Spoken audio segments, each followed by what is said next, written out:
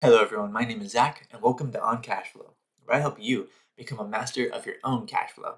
Now let's get started. I wanted to make this video really quick because right now, at least at this point in time when I made these screenshots, my wife and I are considered millionaires on paper, on digital screen, right? It's not really, we don't use paper anymore. But at age 29 for my wife and age 30 for me, we are now maybe millionaires on paper. And who knows how long this will last. Any kind of market volatility in a downward will make us go away, but that's okay. It's not really about the number. It's just a fun little celebration here that I wanted to share with you. This is the amount that we see right here on F.I.R.E, where we track our finances, and it says that our net worth is currently right over $1 million, right over that $1 million mark. So that makes us $1 million household. Here is the asset allocation that we ended up with when we first reached that millionaire status. So for this millionaire status, we had cash consisting of over $100,000. We had stocks at about $660,000. We had $220,000 of equity in real estate investments and the primary residence. And we had vehicles, one car and one RV, worth about almost $16,000.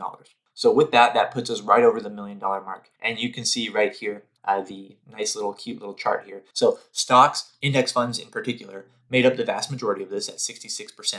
And then equity, which is a recent investment for us starting in 2022, we now have 4 rental properties. So that consists of 22%. Right now, we're holding a lot more cash than we want to at 10%. And we're going to deploy that cash into more stocks very shortly here. And then vehicles at 1.6%, a very small amount. So this is the allocation that we had when we became millionaires, but we are going to change this up a little bit. So here are the next steps that we are going to take in order to try to lock in that millionaire status for a little bit longer, or make it more likely that we're going to hover over that mark for a little bit longer. Not that that's a goal, but it's just, these are our next steps.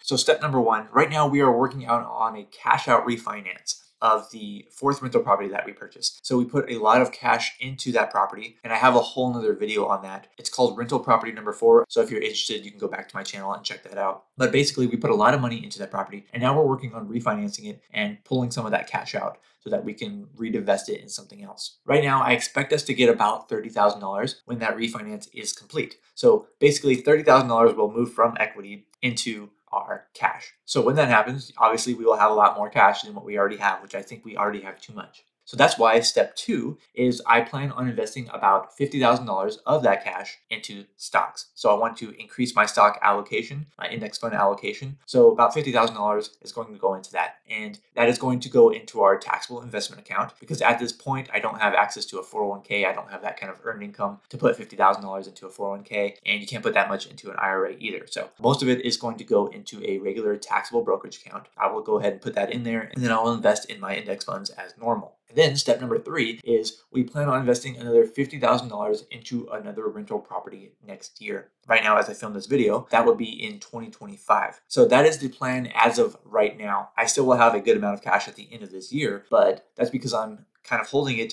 and getting ready to invest in another rental property. And hopefully by doing those tasks, we will secure ourselves into that millionaire status for a little bit longer. But who knows? By the time you're watching this video, the market may have made some moves and we might have lost that status. Doesn't really matter to us, but it's just fun to talk about. If you like this little chart right here where it shows you your net worth and you can have your cash and your investments, your credit card outstanding balance, you can have your mortgages on there, and you can have some other assets. In this case, this is for rental properties. If you want something like this, if you want to track your finances, track your net worth and all that stuff, then I recommend that you try F.I.R.E out for yourself. If you go to oncashflow.com/resources, you'll see a little tab just like this. And this is on my website, and they are an affiliate of mine. So if you end up using their software, I could be compensated for it. All you have to do is go on there, click through there, and it doesn't cost you anything to do it. And you link up your accounts on there. You can link up your IRAs, your bank accounts, so that you can track all of your finances all in one place. It's what I personally use, as you can see from the very first tab, and I definitely highly recommend